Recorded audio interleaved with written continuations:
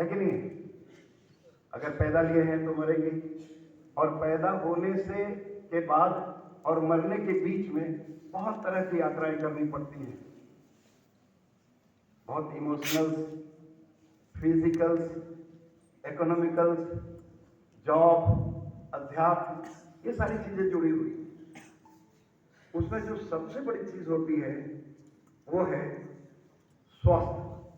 आपका स्वास्थ्य, आपको स्वस्थ रहना, स्वस्थ रहने की कला जानना। अब स्वस्थ रहेंगे तभी तो कोई काम हो सकेगा। आप विद्यार्थी हैं, विद्यार्थियों के लिए शास्त्रों में वर्णित है कि सबसे सुखी स्वस्थ काया, पहला सुख निरोगी काया। अगर आप निरोगी हैं तो सबसे धनी है, सबसे स्वस्थ है। कोई अतिरिक्त व्यय ना आपका, न ही आपके परिवार का लगने जा रहा है। योग एक जीवन जीने की कला है, एक जीवन दर्शन है, एक संपूर्ण व्याख्या है।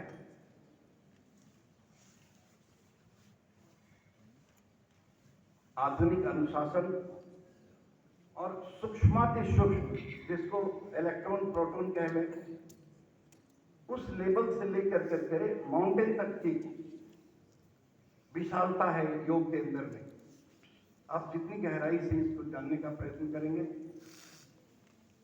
सीखने का प्रयत्न करेंगे, उतने ही समाज के स्वस्थ, समृद्ध बुद्धिजीवियों में आपकी गिनती होगी। चाहे जिस भी विषय के आप लोग छात्र हो, आप लोग उसके प्रवीण कहलाएंगे, अव्वल दर्जे के कहलाएंगे, और आपकी श्रेणी सदैव ऊपर रहेगी। कैसे रह सकती है? आप में से कोई योग करता है? कभी नहीं, किसी ने नहीं किया? अरे तो आधा से ज्यादा लोग कर रहे हैं। जो नहीं कर रहे हैं उनको हृदय से मेरा धन्यवाद है। पूछिए क्यों? ठीक है, जो कर रहे हैं उनको हमने धन्यवाद नहीं दिया, जो नहीं कर रहे हैं उनको धन्यवाद है। आप में से कोई अच्छा नहीं बनना चाहते? जो नहीं कर रहे हैं वो स्वस्थ नहीं रहना चाहते, क्लास में टॉप करना नहीं चाहते। जो इंजीनियरिंग के स्टूडेंट हैं, मेडिकल के स्टूडेंट्स हैं, साइंस के स्टूडेंट्स हैं, आर्ट्स वाले हैं, जो आईएएस आईपीएस बनने का सपना, अधिवक्ता से लेकर जजेस बनने का सपना देखना चाह रहे हैं, अगर देखना चाह रहे हैं तो आपको एक डिसिप्लिन में जीना होगा।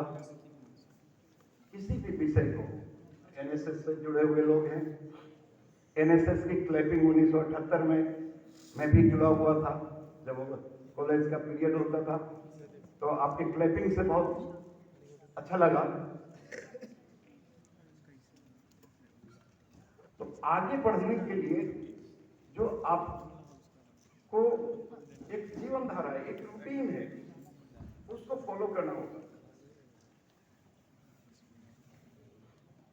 जो आधुनिक चिकित्सा विधि है, आधुनिक चिकित्सा शास्त्र सिर्फ भौतिक बीमारियों का निदान करता है। भौतिक बीमारी का मतलब सर्दी, खांसी, जुकाम, बुखार, टीबी, कैंसर, कलरा, जो भी हो। अभी प्रोफेसर साहब ने अपने बातों के क्रम में बताया कि टाटा रिसर्च इंस्टीट्यूट में गए हुए थे। टाटा रिसर्च इंस्टीट्यूट जाना जाता है विशेष बीमारी के लिए। अध्यात्म से लेकर के व्यक्तिगत जीवन में जो आपका विधा है, आप अगर उसको फॉलो करेंगे, नियमित जीवन जीने का रूटीन बनाएंगे, तो जो आपकी पारंगतता होगी आपके विषय में, उसका कोई काट नहीं होगा। कोई भी कार्यक्रम, अगर आप शिक्षा के क्षेत्र में हैं, आप लोग, आपका भविष्य अभी बहुत उज्जवल है। डिसिप्लिन, जिसको अनुशासन कहते हैं, वो बहुत आवश्यक चीज होती है। किसी भी विषय को जानने के लिए 3 बातों का अनुसरण करना बहुत आवश्यक होता है: रीति, नीति और प्रीति। क्या? रीति, नीति और प्रीति। अब रीति क्या है आपकी? किसी विषय को करने के लिए आप विद्यार्थी हैं, आपको किसी विषय को पढ़ना है, याद करना है, तो कैसे आप उसको याद करेंगे? आपके क्लास के बच्चे कैसे टॉप कर रहे हैं, आप नहीं कर रहे हैं। किसी बच्चे का बहुत पढ़ने में मन लगता है, किसी का नहीं लगता है, किसी का किसी सब्जेक्ट में विशेष मन लगता है, किसी का बाकी सब्जेक्टों में विशेष नहीं लगता है। तो उसके जो सिस्टम से जो रीति है, आप उसको फॉलो करें। जब आप प्रॉपर तरीका से करेंगे, एक अनुशासन के साथ करेंगे, तब आपको यह जानना होगा कि इसकी नीति क्या है, लॉ क्या कहता है। आप पूरी रात जाग करके पढ़ लें, आपको रेस्ट नहीं मिले, आपका लीवर किडनी फंक्शन सब थके हुए हो, तो आपको क्लास में नींद आएगी। तो इसके लिए रीति के साथ में नीति जानना, उसका लॉ जानना बहुत आवश्यक है। रीति और नीति को अगर आप जान लेंगे तो आपको स्वयं प्रीति हो जाएगी, लव हो जाएगा। किस चीज से लव हो जाएगा? आपका अपने विषय से लव हो जाएगा, सब्जेक्ट से लव हो जाएगा, प्रीति हो जाएगी। फिर आपको एक सिस्टम समझ में आने लग जाएगा कि मुझे 5 बजे उठना है, उठ करके शौच क्रिया से निवृत्त होकर के तुरंत उसी समय में नहा लेना है। नहा लेने के बाद में जिसकी जैसी धार्मिक आस्था है, अलग अलग संप्रदाय के लोग बैठे होंगे, तो जिसकी जिसमें जो आस्था है उस देवी देवता को प्रणाम कर लिया और नहा धोआ करके कुछ अल्पाहार लेकर करके पढ़ने के लिए बैठे। जब रूटीन आपका दुरुस्त हो जाएगा, आपके सारे सिस्टम दुरुस्त हो जाएंगे। आप लोगों को पता है साइंस में, मैट्रिक में आप लोगों ने पढ़ा होगा कि 5 तत्वों से हमारे शरीर का निर्माण हुआ है, मालूम है? क्षिति जल पावक गगन समीरा, अपंच रचित यह अधम शरीरा। एक बार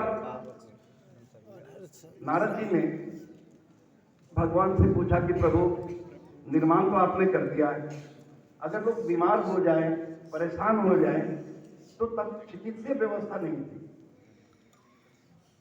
तो प्रकृति के सबसे पहले और सबसे बड़े डॉक्टर कौन है, मालूम है आपको? बताइए। भगवान सूर्य। सूर्य के रोशनियों में अगर आप साइंस के विद्यार्थी होंगे तो आपको जानते होंगे कि विटामिन डी है, बैनी, आह, पिनाला,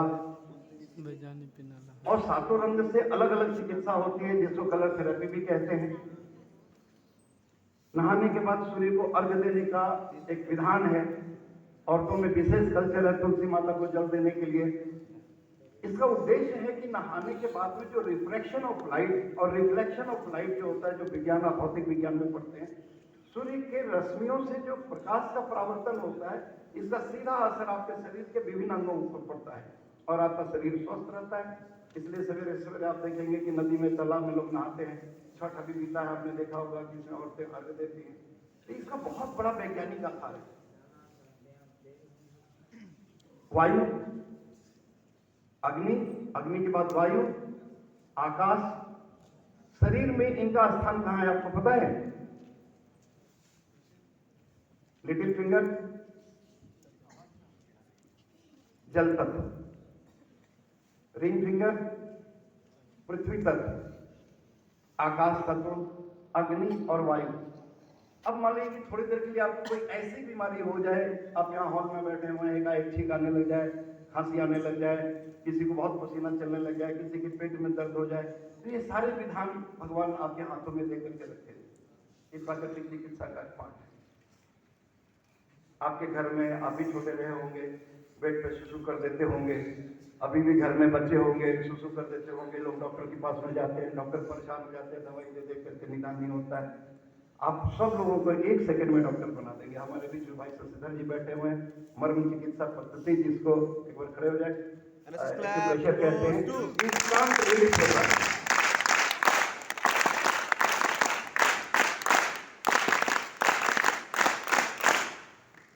इंस्टेंट रिलीफ होता है। छोटे बच्चे जब आपके घर में हो, आप सिर्फ कानी उंगली को पकड़ लें, थोड़ा सा सरसों का तेल लगाएं और निचले वाले टिप्स को खूब अच्छे से पकड़ के उसको रगड़ दें। 2-4 बार रगड़ें, उसको अच्छा भी लगेगा और उस दिन वो निश्चित ही पेशाब नहीं करेगा। ये पक्की बात है। ये जल तत्व है। जब ये नियंत्रण में रहेगा तो जो नर्वस सिस्टम जो ब्रेक होता है वो अपने आप संतुलित हो जाएगा। तो इस टाइप से बहुत विधाएं हैं। अभी घुटने में दर्द होता है, प्राण मुद्रा है, अपान मुद्रा है, वायु मुद्रा है, जिनका वजन ज्यादा है।